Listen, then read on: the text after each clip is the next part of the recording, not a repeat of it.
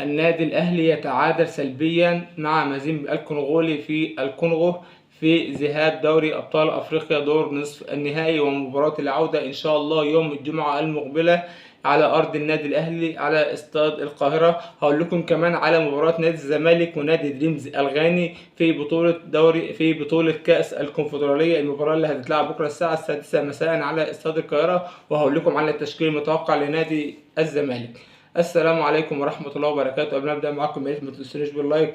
عايز اوصل بالفيديو ده لاكبر عدد من اللايكات، والاشتراك في القناة ده شيء اساسي. عايز اوصل ل 1000 مشترك. خلينا اول حاجة كده اتكلم طبعا على مباراة النادي الاهلي ومباراة نادي مازيمبي الكونغولي، وفي اخر الفيديو هقول لكم على التشكيل المتوقع لنادي الزمالك.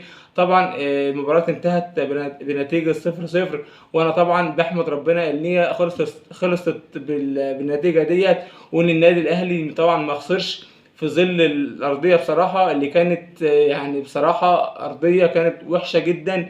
أنا بحمد ربنا إن مفيش لعيبة في النادي الأهلي اتصابت، واللعيبة كلها طلعت الحمد لله، لأن أصلا كمان النادي الأهلي أصلا كان في إصابات كتيرة، واللعيبة بدأت يعني يرجعوا واحد ورا التاني، يعني عودة علي معلول وعودة بيرسي تاو. فأنا الحمد لله النتيجة ديت يعني أنا شايفها في ظل الاجواء طبعا الارضيه وحشه جدا. وطبعا في حاجه تانية كمان، الكاميرات، يعني احنا اصلا ما كناش شايفين اصلا المباراه، يعني كنا سامعين المعلق بس بالنسبه للمباراه معظم اوقات المباراه احنا ما كناش اصلا عارفين الكوره هي مع مازيمبي ولا مع النادي الاهلي. بصراحه ماتش بصراحه ملوش اي طعم خالص.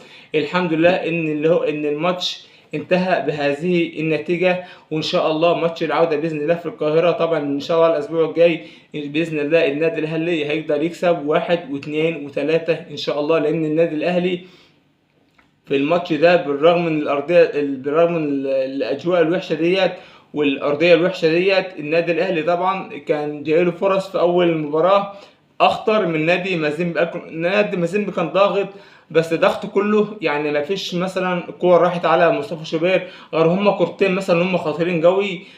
بس طبعا صدهم بصراحة، يعني كان المهاجم منه لمصطفى شوبير على طول بصراحة، وصدهم مصطفى شوبير بصراحة المفروض ياخد في الماتش ده مان اوف ذا ماتش، بصراحة أحسن لاعب في الماتش بحاله.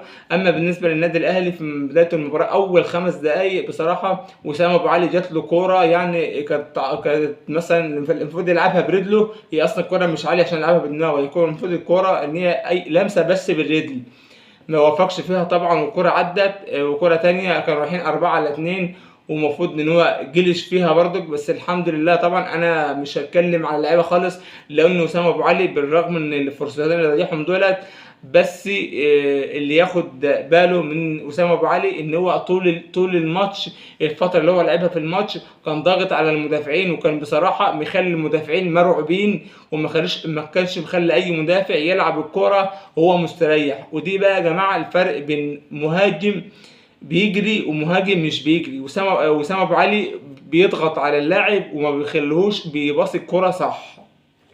ده بصراحة ميزة أسام أبو علي، بيريح على الكورة، عايز يقطع الكورة، ما بيخليش المدافع إن هو يلعبها صح. ده ميزة أسامة أبو علي، وأنا مازلت مصمم إن هو إن شاء الله في مباراة العودة إن شاء الله هيسجل هدف أو 2 بإذن الله وهو هيكون موفق. وأنا كمان مرة بحمد ربنا إن المباراة ديت انتهت بهذه النتيجة، وإن النادي الأهلي ما خسرش. طبعا أنا كنت طمعان في النادي الأهلي يحرز هدف، بس طبعا في ظل الأجواء ديت والأرضية الوحشة ديت، فانا طبعا بحمد ربنا في المقام الاول مش على النتيجه، بحمد ربنا في المقام الاول ان اللاعيبه ما حدش اتصاب فيهم خالص. ده بالنسبه للنادي الاهلي، وان شاء الله مباراه العوده في النادي الاهلي ان شاء الله يوم الجمعه الجايه، مباراه العوده تكون على ارض النادي الاهلي يوم الجمعة المقبلة بإذن الله. نروح بقى على مباراة نادي الزمالك اللي هيلعب بكرة في تمام الساعة السادسة مساء مع دريمز الغاني، ومباراة هتكون على أرض نادي الزمالك في استاد القاهرة. هقول لكم على التشكيل بسرعة كده. ده التشكيل المتوقع طبعا بالنسبة لي أنا. طبعا في لاعيبة نادي الزمالك جايبها ومش مقيدة أفريقيا، وفي لاعيبة طبعا مصابين. أنا هقول لكم على اللاعيبة المصابة الأول اللي هي مش هتشارك مع نادي الزمالك. احمد فتوح طبعا مش هيشارك لانه طبعا اتصاب في اخر مباراه مش هيلعب. يوسف اوباما، عمر جابر، محمود الونش، محمود علاء، محمد عبد الشافي، دولت اللاعبين المصابين اللي مش هيلعبوا مع نادي الزمالك. هقول لكم بقى على التشكيل المتوقع. طبعا في حراسة المرمى محمد عواد، 2 دفاع، ناحية اليمين حمزة المسلوسي، ناحية الشمال حسام عبد المجيد، ظهير أيمن سيد نيمار، ظهير أيسر مصطفى الزناري، 3 خط الوسط محمد شحاتة، أحمد حمدي، ودونجا صانع ألعاب قدامهم، و3 في الهجوم. طبعا اتنين تحت المهاجم، ناحية اليمين شيكابالا، ناحية الشمال مصطفى شلبي، وفي الهجوم الجزيري. ده طبعا التشكيل المتوقع اللي أنا شايفه. طبعا دي طبعا كمان التشكيلة المتوقعة ديت من وجهة نظر أنا شايف إن اللعيبة ديت هي المتاحة برضك بالنسبة لنادي الزمالك. وطبعا لو في ناصر ماهر، لو هو بس طبعا تقريبا ناصر ماهر مش مقيد أفريقيا، لأنه كان لعب مع تقريبا لعب مع نادي فيوتشر في الكونفدرالية. زي مثلا عمر كمال عبد الواحد برضك كان بيلعب برضك مع فيوتشر، ما ينفعش مش مقيد أفريقيا برضك، لأنه ما ينفعش أي فريق أي لاعب يلعب في بطولتين في نفس السنة، في بطولتين مختلفتين، او في يعني في نفس القاره، يعني في بطولتين افريقيا، سواء في افريقيا او في الكونفدراليه. طالما لعب في بطوله فيهم ما ينفعش يلعب يروح نادي تاني ويلعب في افريقيا برضه. فهم الاثنين مش مقيدين افريقيا. يعني عمر كمال لعب واحد في الاهلي وناصر ماهر في نادي الزمالك. فدي طبعا التشكيله اللي انا قلتها ديت هي المتاحه لنادي الزمالك. هقولها كمان مره: محمد عواد، حمزه المسلوسي، حسام عبد المجيد، سيد نيمار، مصطفى الزناري، محمد شحاته، احمد حمدي، دونجا شيكابالا، مصطفى شلبي، والجزيري. دي طبعا التشكيله اللي انا شايفها الامثل ان شاء الله لنادي الزمالك. وباذن الله نادي الزمالك طبعا بكره ديت مباراه هتكون على ارضه وفي وسط جمهوره. انا شايف نادي الزمالك لازم أن يكسب على الاقل 2-0، لان طبعا الاجواء في غانا انت طبعا انت ما تعرفهاش، ما تعرفش الملعب هيبقى عامل ازاي، ما تعرفش الاجواء هناك هتبقى عامله ازاي. فانت عشان خاطر تضمن الصعود يعني ولو حتى بشكل مثلا 60-70%، لازم تكسب على الاقل 2-0 وتروح هناك مثلا تحافظ. مثلا لو دخل فيك جون تقدر تحافظ عليه، دخل فيك 2 تقدر تحرز هدف مثلا.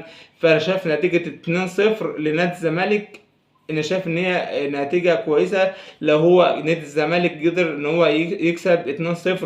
وطبعا لو اي حد زملكاوي بيتفرج عليا دلوقتي اتمنى ان هو يكتب لي في التعليقات او يكتب لي في كومنت كده ان هو طبعا شايف توقعاته لمباراة الزمالك ودريمز، مين اللي هيكسب، ولو توقع لي النتيجة والزمالك هيكسب كام بالظبط. وبكده اكون وصلت معاكم نهايه فيديو النهارده. اتمنى من اي حد شاهد الفيديو لحد دلوقتي يا ريت ما يبخلش عليا باللايك، عايز اوصل بالفيديو ده بعدد من اللايكات، والاشتراك في القناه ده شيء اساسي، عايز اوصل ل1000 مشترك. والسلام ختام.